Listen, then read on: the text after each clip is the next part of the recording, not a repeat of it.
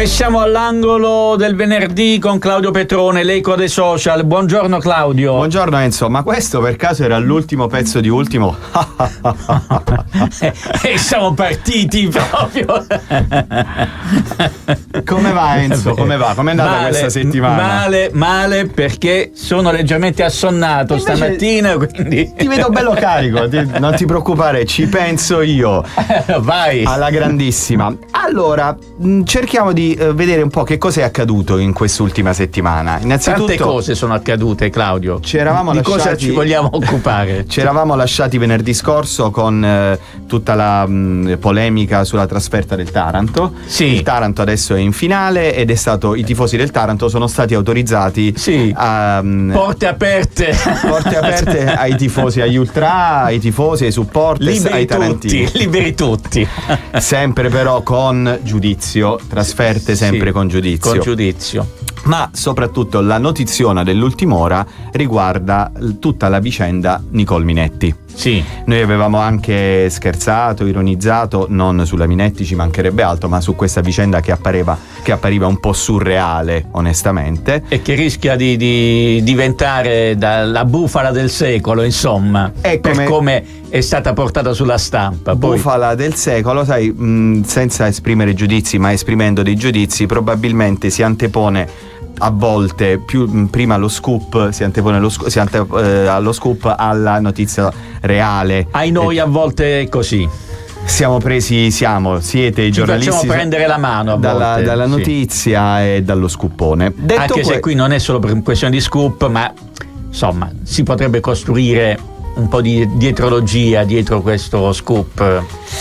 Ma come spesso accade, queste vicende poi partono dai giornali e rischiano di finire nelle aule di tribunale, perché l'ultima notizia era la richiesta di 250 milioni di euro avanzata dai legali della Minetti per la diffamazione. Tra i legali della Minetti c'è un avvocato che da noi è ben conosciuto. Noto alle cronache. Noto alle cronache perché oltre ad essere un avvocato apparteneva precedentemente alla Guardia di Finanza. Parliamo di Emanuele Fisicaro, l'avvocato Emanuele Fisicaro, che negli anni scorsi è diventato famoso perché condusse l'inchiesta sugli stipendi d'oro al comune di Taranto. Quelle inchieste e tante altre inchieste noi apprezziamo, almeno parlo per me, ma credo anche tu Enzo, l'eclettismo, e quindi chi riesce a passare da un lavoro ad un altro, quindi sai, dalla parte inquirente alla parte difensiva, dimostra di essere un illuminato del diritto, diciamo così. Detto questo, ci sarebbe questa richiesta paventata di 250 milioni di euro ed è comparso, ha parlato anche Travaglio. Noi ci riferiamo sempre a quello che abbiamo letto sui social e sulla carta stampata e sui giornali. Che dice Travaglio? Travaglio che fa? Rilancia e quindi dice: attenzione, non chiedete a noi soldi, non ci denunciate, perché saremo noi invece a denunciare chi ha diffamato noi. Quindi il potenziale diffamatore che chiede, potenziale secondo quello che dicono i giornali, che chiede di essere si sente tutelato, si sente diffamato. E quindi è un grandissimo casino. Il dato oggettivo però, dobbiamo dirlo per dovere di cronaca, il Presidente della Repubblica con un comunicato stampa ha rappresentato i 4. Sobrio ma pungente quel comunicato del Quirinale. Sì, non la manda a dire, ma con sobrietà. Sì. E il Presidente della Repubblica, i cui punti sono 4. Punto primo: la pratica dell'adozione era regolare. Punto 2, l'adozione del bambino da parte di Nicole Minetti. Esattamente. Il bambino purtroppo versava e versa in condizioni di salute davvero particolari, davvero importanti e drammatiche. Punto 3, la Minetti che aveva chiesto la grazia ha avviato questa pratica, questa azione di riabilitazione della sua persona con i servizi sociali eccetera. E punto 4, che era quello che poi forse aveva scatenato il prurigino, tutta quella vicenda relativa a festini, un po' un richiamo del vecchio bunga bunga, si è rivelata infondata, che sarebbe avvenuta oltreoceano. Si è rivelata infondata perché in Uruguay non sarebbero avvenute. C'era questo teste chiave, uno Stefania Ariosto del 2026 sudamericano, che invece dà dei controlli, una task force del ministero e anche mandata appunto anche credo dai magistrati della Corte d'Appello, ha accertato che c'erano delle contraddizioni. Insomma, la pratica è irregolare, quindi la grazia dovrebbe essere confermata. Per grazia ricevuta. E siamo tutti felici di questa cosa. L'argomento grazia è concluso. Gli strascichi quelli ce li porteremo dietro per un po' di tempo. Nel frattempo c'è il nostro Gisberto Nicoletti che si sta agitando perché vuole la linea. È arrivato il momento in cui dobbiamo restituire il testimone a Gisberto e poi torniamo con l'eco dei social. E con un po' di faceto, dai, un po' di faceto. Claudio, Gimme Five, abbiamo fatto un'operazione di archeologia musicale. Quanti anni ha questo brano? Gisberto, tu che sei l'esperto. Io avevo 88 ci dice Gisberto. 10 anni, quasi 10 anni. A proposito di eclettismo, sì, anche l'eclettismo musicale di Giovanotti, da Gimme Five io lo so che non sono solo anche quando sono solo. Ne ha fatta di strada, ha riempito stadi, ha riempito spiagge. Ti ricordi quando facevi il paninaro col berrettino? Il berrettino che porti pure tu ogni tanto, perché stamattina sei senza il berrettino? A verità, il berrettino alla Trump. È la verità, ma moso scordato. Allora, abbiamo di che parlare. Che ci fanno dalla regia? Ci fanno dei gesti strani. Lo so. Ci dobbiamo avvicinare. Due, vabbè, andiamo avanti. Non capisco. Che dice? Sta dicendo, sta ironizzando. Sta ironizzando sì. sulle nostre chiome, capito? Si fa dell'ironia. Eppure Michael toccherà anche a te prima o poi. Stiamo parlando di Michael che sta affiancando Gisberto Nicoletti in regia. Michael che è un grande campione, lo sai Claudio? Sì, è un campione di capriole. Faccia una capriola. Allora, dicevo prima che dovevamo passare al faceto, però vorrei introdurre questa argomento. Che stessi per dire siamo per passare al fascismo. No.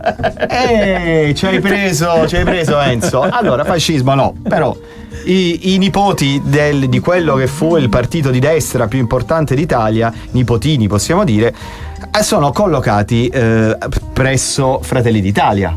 E così, smanettando sulle notizie, ho preso conoscenza di un tal senatore che si chiama non Cappelli, ma il senatore Menia o Minia, non lo so. E viene riportata questa notizia. Cappelli è quello del grano. E questo invece è quello della cappellata. Perché sentite che cosa è successo. Nella sala lounge di Ita, il senatore evidentemente stava aspettando di prendere il proprio volo, riposava lì nella sala, c'era anche un altro senatore dei 5 Stelle e a un certo punto è successo il patatrack, perché pare ci fosse una coppia che stava facendo una videochiamata e si stavano scambiando, sempre in questa sala lounge, delle effusioni amorose. E fin qui cosa c'è di male? Non Però c'è la coppia... Aspetta, aspetta Enzo, non spoileriamo. Perché tutta questa violenza verbale, fisica, quotidiana, finalmente c'è qualcuno che si ama e lo fa anche in pubblico, perché amarsi in pubblico è anche bello, sempre nei limiti del buon costume. Ma dov'era il problema? Non era la tipologia di effusione che ha infastidito il senatore, ma era il fatto che questa coppia fosse una coppia omosessuale.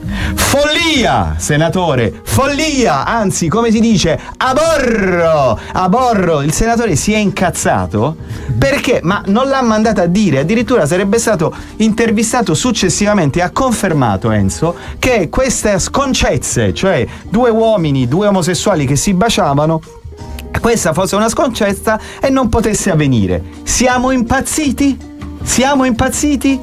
Senatore? E il 5 Stelle che ha fatto? E il 5 Stelle si è incazzato pure lui, è intervenuto e ha detto scusami. Contro la coppia? No, si è incazzato contro il senatore. Ok. E allora, oggi questa è una notizia dell'ultima ora. Io in verità avrei dovuto parlare, quindi passiamo dal serio. Senatore non si fa. Dicevo, parliamo di cose un po' più ridicole. Allora, parlando di questa cosa mi è venuto in mente, ma io stamattina dovevo parlare di un bel libro che sto leggendo e che ho finito di leggere, un libro che parla della vita di Lino Banfi. Caspita! Che avrebbe detto, probabilmente fosse stato al posto del senatore. È un monumento nazionale. No, dico, Banfi. Tornando al senatore avrebbe detto ricchione maledetto! Si può dire, perché ormai il politically correct. C'è quella sequenza fantastica quando stanno per entrare nella locanda e c'è il tipo con la chitarrina e lui risponde. Sì, anche Filomena, quante ne ha fatte il buon vecchio Lino? No, peraltro che Cozzalone ha iniziato anche con un umorismo fatto in un certo modo, ha dovuto indietreggiare, addirittura siamo finiti al Cammino di Santiago, ha modificato l'ironia. E Lino Banfi scrive questo libro, 90 non mi fa paura, apparentemente potrebbe essere un libro non dedicato a tutti, anche non alle nuove generazioni. Invece io consiglio vivamente la lettura, perché noi abbiamo conosciuto questo personaggio, chi l'ha conosciuto con il commissario Logatto, con l'allenatore nel pallone, con i film della commedia sexy. Ricordo una battuta che si faceva all'epoca, che Edwige Fenech era la donna più pulita d'Italia per tutte le docce che si faceva nei film. E Lino racconta questa storia straordinaria della sua esistenza, in cui prima di diventare quello che è diventato, un grande attore, ribadiamo, sia della commedia all'italiana degli anni 70 e degli anni 80, ma lui all'inizio era totalmente povero. Ragazzi, ha dormito addirittura nelle stazioni, ha dormito come un barbone, andava alla mensa dei poveri, perché aveva questo sogno di diventare attore. Aveva lasciato la sua Canaus